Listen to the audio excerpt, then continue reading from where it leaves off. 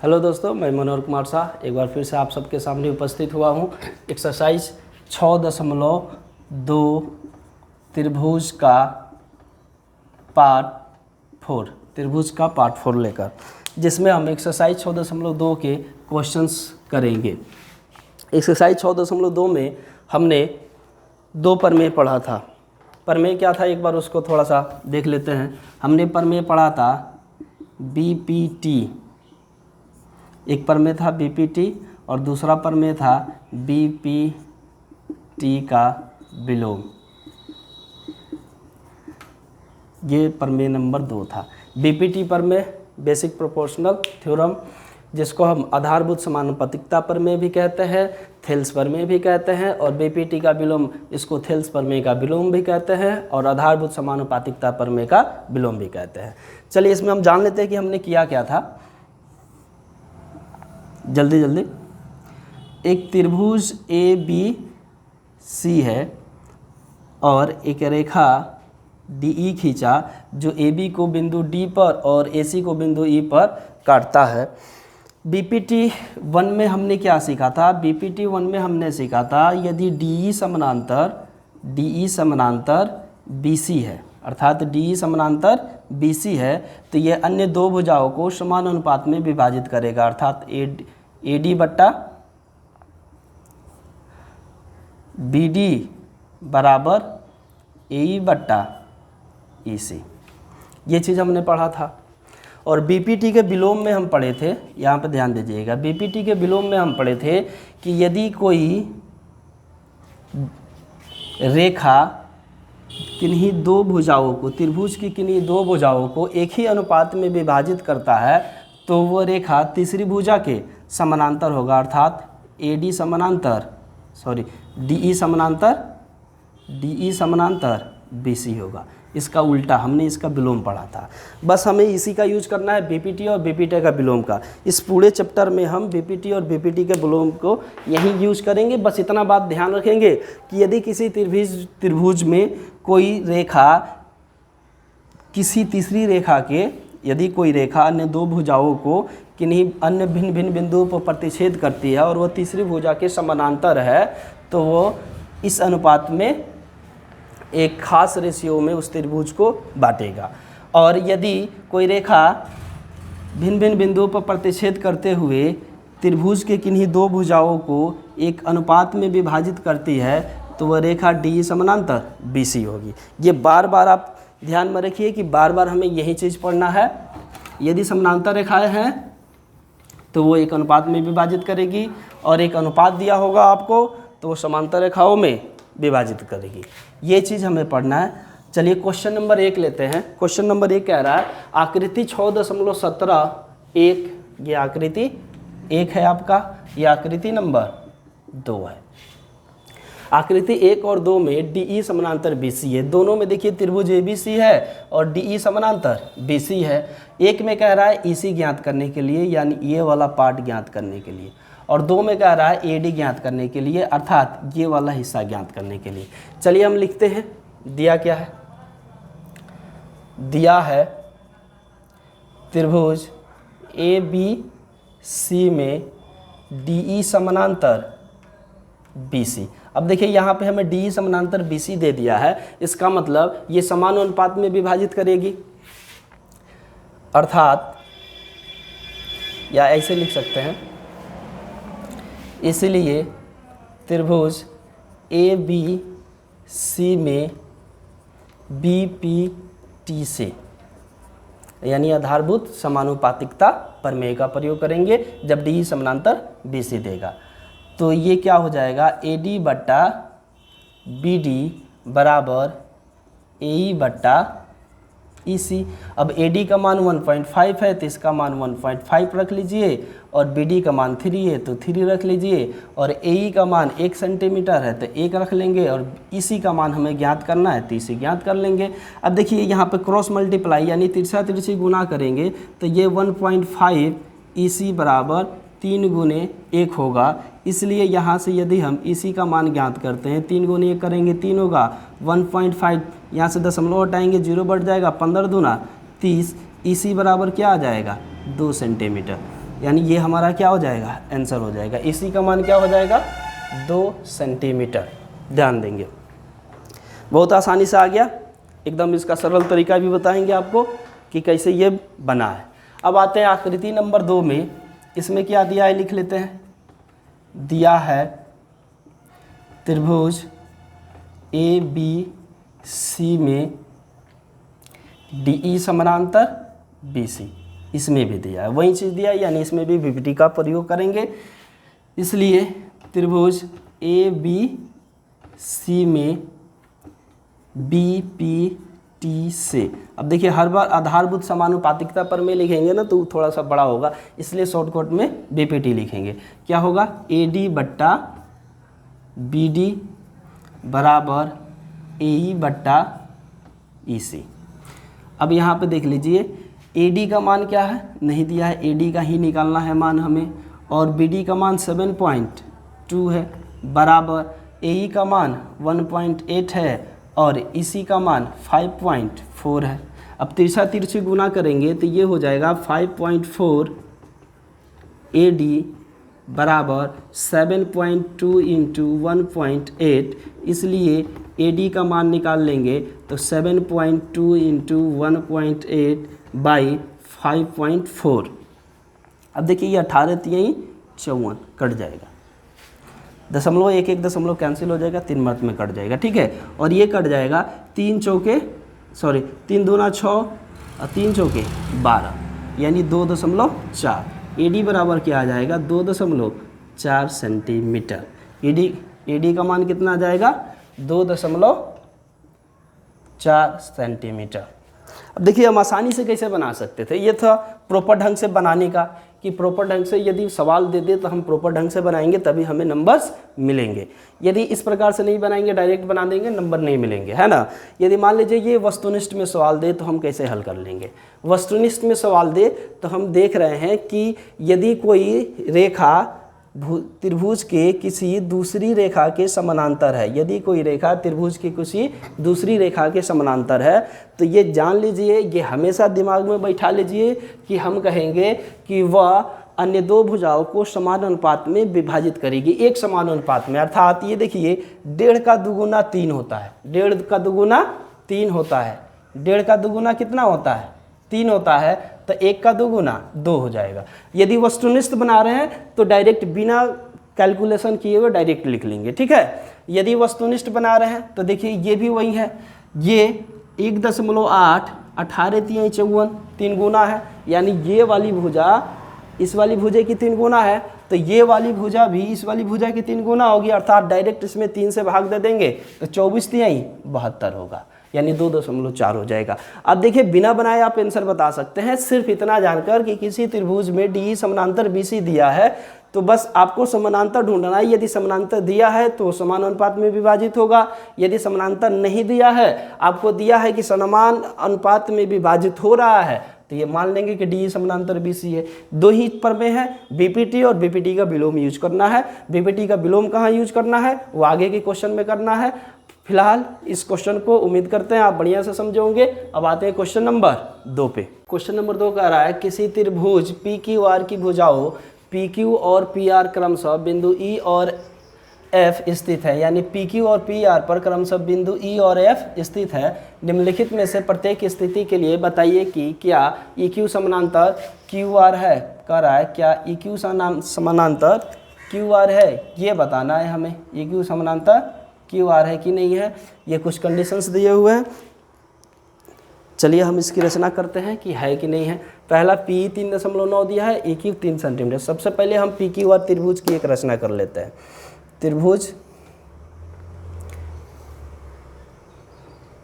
PQR की एक त्रिभुज की रचना करेंगे, और रचना करते समय हम ध्यान रखेंगे कि हमें PQ और PR की लंबाई ज्ञात होनी चाहिए। PE और EQ मिलके हमें क्या मिलेगा, PQ मिलेगा, और PF और FR मिलके हमें PR भुजा मिलेगा। तो ये देखिए 3.9 3.9 ये 4 के करीब है, 4 3 7 हो जाएगा, 3.6 है और 2 है, 3 2 5 5 1 6, यानी ये वाली भुजा जो होगी इससे थोड़ी सी छोटी होगी।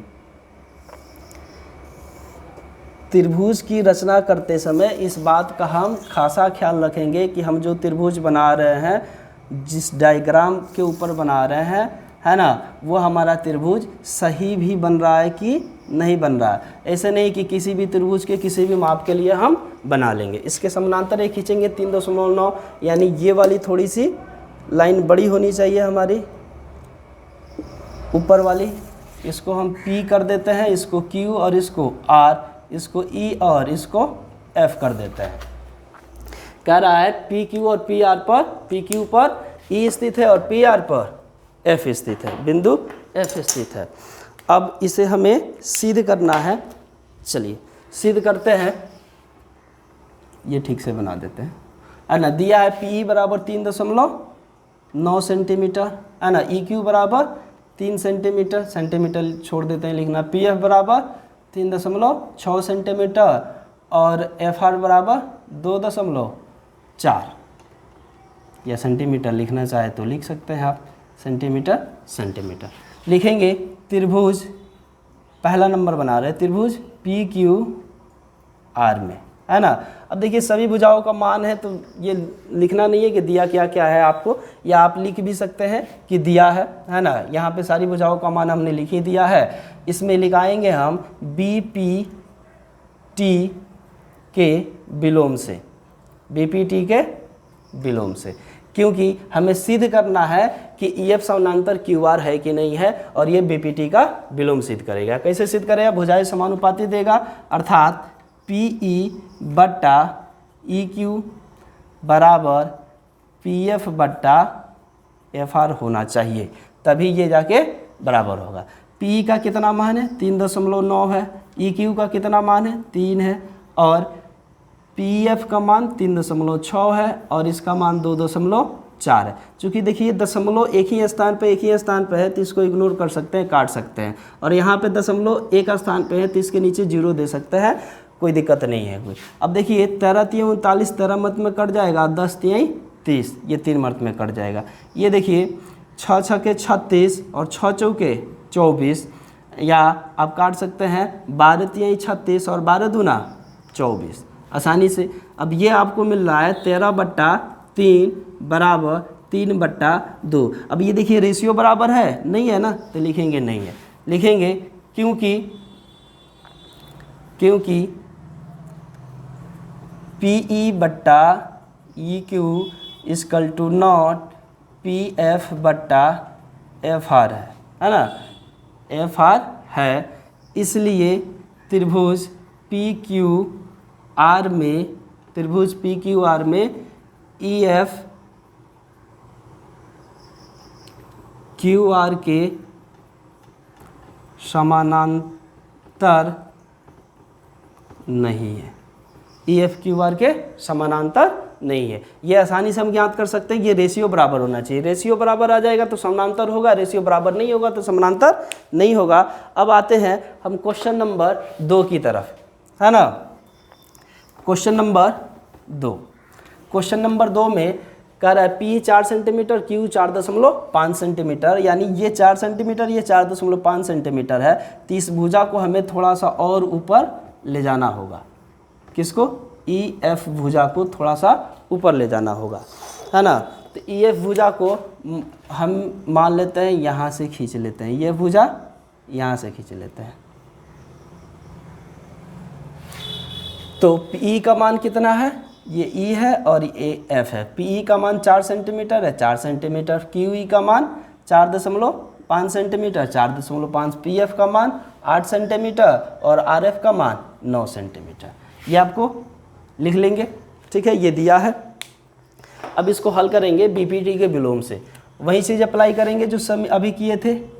PE बट्टा, लेकिन आपकी देखिए QE दिया है तो QE लिख देंगे, अर्थात EQ भी लिखे तो कोई फर्क नहीं पड़ेगा, लेकिन जैसे दिया वैसे ही लिखना है।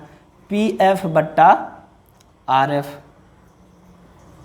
अब PE का मान कितना है? 4, QE का मान क्या है? 4.5 बराबर PF का मान क्या है? 8 और इसका मान क्या है? 9। अब देखिए ये 2 चौके 8 और ये 2 से कट जाएगा, 2 चौके 8, दशमलव देंगे, 2 पचे 10, ये आ जा रहा है 4/4.5 बराबर 4/4.5। 5। अब ये इसका रेशियो देखिए बराबर आ गया, तो लिखेंगे क्योंकि PE बट्टा QE बराबर है PF बट्टा RF के, इसलिए त्रिभुज PQR में EF समानांतर है QR। ये हो गया हमारा आंसर। हमें यहीं से बताना है कि बताइए कि क्या EF समानांतर है QR, यदि है तो बता देना है कि है, नहीं है तो बता देना नहीं है। क्यों नहीं है ये लिख देना है आपको, क्यों नहीं है। चलिए अब आते हैं क्वेश्चन नंबर 3 पे। देखिए ध्यान से देखिएगा इसको, बस जरा सी चीज़ें इसको बड़ा न समझिएगा कि बहुत बड़ा है। ये बीपीटी का विलोम है। यदि समान अनुपात में विभाजित हो रहे हैं दोनों भुजाएं तो EF समानांतर QR का हो जाएगा, और समान अनुपात में भुजाएं विभाजित नहीं हो रही है तो ये बराबर, यदि नहीं हो रही है तो EQ समानांतर QR नहीं होगा बीपीटी के विलोम से। चलिए अब आते हैं फिर अगले क्वेश्चन की ओर। ये थोड़ा सा मिट रहा है, Q है और ये R है, ये मिटा देते हैं फिर से, क्योंकि हमें बार बार इस चीज़ को चेंज करना होगा। अभी इस वाले त्रिभुज को पूरा ब्लैक कर लेते हैं ना, ग्रीन आपको दिखाई नहीं दे रहा होगा ठीक से, ब्लैक आपको दिखाई देगा। चलिए ये यहाँ पे E और यहाँ पे F है। यहाँ पे दिया है PQ, टोटल PQ का मान दिया है 1.28। यहाँ पे लिख लेंगे PQ का मान दिया है 1.28 सेंटीमीटर, ये टोटल PQ का मान दिया है। और ये टोटल PR का मान दिया है, PR का मान 2.6 सेंटीमीटर, ये PR का मान दिया है, ये टोटल का मान दिया है, ठीक है।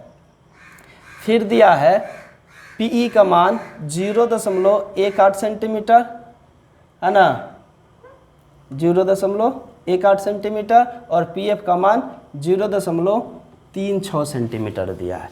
चलिए इसको देखते हैं ये समानांतर है कि नहीं है। लिखेंगे बीपीटी के विलोम से। अब देखिए जो भुजा दिया है ना उसी अनुपात में हमें विभाजित करना है। PQ का टोटल मान दिया है तो PQ का टोटल मान निकालेंगे। अब ये काम मत कीजिएगा कि अब इस टोटल में से इसको घटाइएगा और इस टोटल में से इसको घटाइएगा तब निकालिएगा बराबर हो रहा है कि नहीं हो रहा है, वो वाला काम नहीं करेंगे। जिस अनुपात में हम इस भुजा को बांटेंगे ना उसी अनुपात में इस भुजा को बांटेंगे। अगर बराबर आ रहा है, रेशियो बराबर आ रहा है तो ये EF समानांतर QR होगा, रेशियो बराबर नहीं होगा तो EF समानांतर QR नहीं होगा। बीपीटी के विलोम से हम टोटल वाली भुजा लेंगे PQ की टोटल लंबाई बट्टा PE बराबर इधर से भी टोटल लंबाई PR बट्टा PF। जो मान दिया है उसी को हम लेंगे। PQ का मान दिया है 1.28 बट्टा PE का मान दिया है 0.18 बराबर PR का मान दिया है 2.56। 2 पॉइंट एक बार क्वेश्चन में देख लेते हैं, 2.56 है, 2.56 बट्टा ये है 0.36।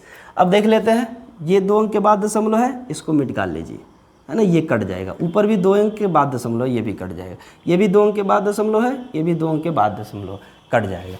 अब इसको काट लेते हैं, है ना, 2 से कट जाएगा, 2 9 18, 2 छक्के 12, 2 चौके 8, ये कट जाएगा आपको 4 से, 4 9 36 और 4 छक्के 24 और 4 चौके 16। अब देखिए इसका अनुपात क्या आ रहा है, 64/9 बराबर 64/9। इसका दोनों अनुपात रेशियो क्या आ रहे हैं, बराबर आ रहे हैं। तो लिख लेंगे क्योंकि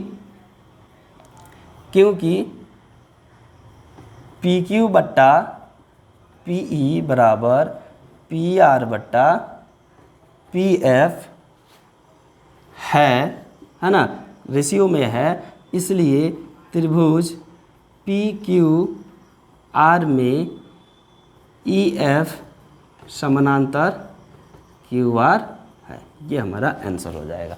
चलिए एक बार इसको थोड़ा घटा के देख लेते हैं ना। आपके माइंड में बहुत सारा बात चल रहा होगा कि सर डायरेक्ट कर दिए हैं, तो एक बार घटा का मान देख लेते हैं। 1.28 से 0.18 घटाएंगे तो 8 में से 8 चला जाएगा 0, 2 में से 1 जाएगा, 1 बचेगा, और यहाँ पे पॉइंट और यहाँ पे 1 बचेगा, ये हो जाएगा 1.10। और ये हो जाएगा 2.56 से घटाएंगे 0.36 को, 6 में से 6 जाएगा 0, 5 में से 3 आ जाएगा तो हो जाएगा 2, और ये पॉइंट और ये 2 का 2 यानी 2.20। यदि हम PE बट्टा EQ करते हैं तो 0.18 बट्टा 1.10 बराबर ये 0.36 बट्टा 2.20 करेंगे। यही करेंगे, दशमलव है 2 अंक के बाद हटा लीजिए, दशमलव है 2 अंक के बाद दशमलव हटा लेते हैं। 2 9 18 है ना, 2 5 10 और 2 5 10 55, ध्यान देंगे है ना। 4 9 36, 4 5 20, 2 कैरी करेगा 4 5 20। देखिए रेशियो 9/55 बराबर 9/55, समान रेशियो आ रहे हैं। तो इतना काम क्यों करेंगे कि टोटल में से घटाएंगे फिर इसको रेशियो निकालेंगे। आप डायरेक्ट किसी भी रेशियो पे जा सकते हैं, PQ बट्टा PE, PR बट्टा PF है ना, या मान लीजिए इसी का मान दिया रहता और टोटल मान दिया रहता तो PQ बट्टा EQ कर लेते और PR बट्टा FR कर लेते। यानी इस भुजा को जिस अनुपात में विभाजित करेंगे ना, इस वाली भुजा को उसी अनुपात में विभाजित करके देखेंगे। यदि समानुपाती होते हैं यानी इसका अनुपात दोनों का बराबर आ जाता है तो EQ EF समानांतर हो जाएगा QR। यदि दोनों का अनुपात बराबर नहीं आता है, जैसे इस 64:9 है, ये 64:9 है, ये समानुपाती है, दोनों आपस में समानुपाती है, तो जब तक ये समानुपाती नहीं होगा ना, हम इसको EF समानांतर QR नहीं कह सकते। ये BPT का विलोम कहता है। चलिए क्वेश्चन नंबर 2 हो गया। अब आते हैं क्वेश्चन नंबर 3 पे। क्वेश्चन नंबर 3 कह रहा है आकृति 6.18, यह आकृति 6.18 है, 6.18 किताब में दिया हुआ है।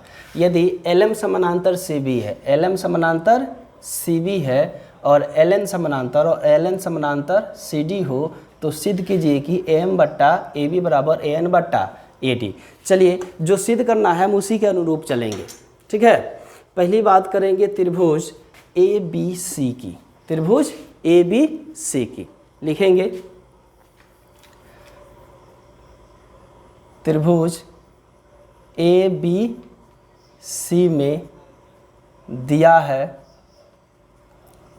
क्या दिया है, त्रिभुज ABC में देखिए दिया है, ABC में दिया है LM समानांतर BC, LM समानांतर CB, LM समानांतर CB दिया है, LM समानांतर CB दिया है। त्रिभुज ABC में LM समानांतर CB दिया है ना, अर्थात ये समानांतर है तो BPT का प्रयोग होगा, इसलिए BPT से। जब समानांतर दे देगा तो BPT का प्रयोग करेंगे और जब समानुपाती देगा तो BPT का विलोम प्रयोग करेंगे। ये हमेशा याद रखेंगे। BPT से एक समान अनुपात में विभाजित करेगा, हमें AM बट्टा AB लाना है, हमें AM बट्टा AB, तो AM बट्टा AB क्या करेंगे, AM बट्टा AB, AM बट्टा AB अनुपात में विभाजित कर रहे हैं तो इसको भी AL बट्टा AC अनुपात में विभाजित करेंगे, बराबर AL बट्टा AC अनुपात में विभाजित करेंगे। AL बट्टा AC अनुपात में, AM बट्टा AB अनुपात में विभाजित किए हैं तो AL बट्टा AC अनुपात में विभाजित करेंगे। ये हो जाएगा समीकरण 1। लिखेंगे फिर त्रिभुज समीकरण 1 प्राप्त हो गया। फिर त्रिभुज ACD की बात करेंगे, त्रिभुज ACD में, और देखिए ACD में भी दिया है LN समानांतर CD। लिखेंगे दिया है LN समानांतर CD, LN समानांतर है CD का, है ना, तो इसमें भी BPT का प्रयोग करेंगे, इसलिए BPT से, यानी आधारभूत समानुपातिकता प्रमेय से। अब ये भी उसी AN बट्टा AD अनुपात में है तो AN बट्टा AD बराबर AN बट्टा AD अनुपात के है AL बट्टा AC, AL बट्टा AC। ये हो जाएगा समीकरण 2। लिखेंगे अब समीकरण 1 व 2 से। समीकरण 1 और 2 में देखिए एक खास चीज़ आपको दिखाई दे रही है कि जैसे त्रिकोणमिति में हम सिद्ध कर रहे थे right hand side left hand side के बराबर, अब आपको दिखाई दे रहा होगा कि AL बट्टा AC और AL बट्टा AC यानी राइट हैंड साइड हमारा बराबर है तो लेफ्ट हैंड साइड भी हमारा बराबर होगा, अर्थात AM बट्टा AB बराबर AN बट्टा AD, अर्थात जब इसका रेशियो एकदम सेम है यानी इसका रेशियो इसके रेशियो के बराबर है, इसका रेशियो इसके रेशियो के बराबर है और इन दोनों का रेशियो सेम है तो इन दोनों का भी रेशियो सेम होगा, तो ये हो जाएगा हैंस प्रूव्ड, हैंस प्रूव्ड। ये हमारा ये तीसरा नंबर क्वेश्चन था। क्वेश्चन नंबर 4 है आकृति 6.19 में DE समानांतर AC है। आकृति 6. ये 19 है, आकृति 6.19 है। कह रहा है DE समानांतर AC है, DE समानांतर AC, इसको मार्किंग कर देते हैं। DE समानांतर AC को हम ब्लैक कलर से मार्क कर देते हैं, आपको दिखाई दे देगा।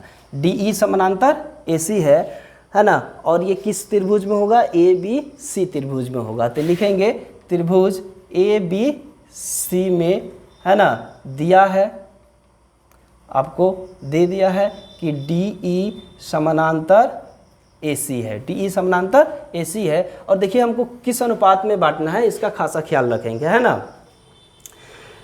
आपको BF बट्टा FE और BE बट्टा EC, तो BE बट्टा EC अर्थात हम BD बट्टा DA अनुपात में बांटेंगे, है ना। लिख लेंगे इसलिए BPT से, ठीक है, BPT से BPT से BD बट्टा DA बराबर जिस अनुपात में ये बटेगा उसी अनुपात में ये बटेगा। मान लीजिए अभी हम इसके समानांतर की बात कर रहे हैं तो BE बट्टा EC, BE बट्टा EC, है ना। ये समीकरण 1 हो जाएगा आपका। फिर त्रिभुज, अब देखिए क्या रहा है, DF समानांतर AE है, DF समानांतर AE। अब DF समानांतर AE किस में है? आप देख सकते हैं त्रिभुज ABE में है, त्रिभुज ABE में, त्रिभुज ABE में DF समानांतर AE है। तो लिखेंगे त्रिभुज ABE में, और इसमें भी दिया है आपको DF समानांतर AE, DF समानांतर AE, DF समानांतर AE दिया है, इसलिए इसमें भी BPT का प्रयोग करेंगे। BPT से DF समानांतर AE, DF समानांतर AE है अर्थात BF बट्टा FE, BF बट्टा FE। देखिए सिद्ध करते वक्त हम ध्यान रखेंगे कि किस रेशियो में हमें सिद्ध करना है, उसी रेशियो में बांटेंगे। BD बट्टा DA, या इसको इधर लिख लेते हैं, BD बट्टा DA बराबर BF बट्टा FE, क्योंकि हम सिर्फ इसी त्रिभुज में बात कर रहे हैं। चलिए इसको थोड़ा देर के लिए मिटा देते हैं, आपको समझ में आ जाएगा। सिर्फ इसी त्रिभुज में बात कर रहे हैं, त्रिभुज ABE की बात कर रहे हैं। त्रिभुज ABE में DF समानांतर, इसको भी मिटा दीजिए, आपको समझ में आ जाएगा। DF समानांतर AE है तो हम इसको BD बट्टा DA तो BF बट्टा FE बांट लेंगे, सीधा सी बात है। अब इसको मिला देते हैं पूरा, और आपका पूरा त्रिभुज